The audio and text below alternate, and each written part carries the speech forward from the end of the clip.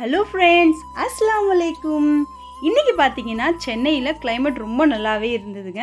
So மணி பார்த்தீங்கன்னா ஒரு 4 மணி இருக்கும். நல்ல சில்லுன்னு காற்று வேற வீச ஆரம்பிச்சிருச்சு. ஸோ நான் வெளில வந்து நின்று பார்த்தா கிளைமேட் சூப்பராகவே இருந்ததுங்க. வெயில் இருந்த இடமே தெரியல. அந்தளவுக்கு நல்லா வந்து இருட்டிக்கிட்டு வந்துட்டு இருந்தது.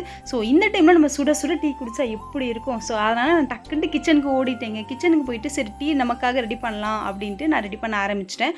ஸோ பையனும் பொண்ணும் வந்தாங்க. ஸோ அவங்களுக்காக ஸ்நாக்ஸ் கேட்டிருந்தாங்க. 2 பேருக்கும் டிஃப்ரெண்ட்டாக கேட்டாங்க. ஒருத்தருக்கு தோலோட ஆப்பிள் வேணும்னு சொல்லியிருந்தாரு, இன்னொருத்தவங்களுக்கு தோல் இல்லாமல் ஆப்பிள் வேணும்னு சொல்லியிருந்தா என் பாப்பா.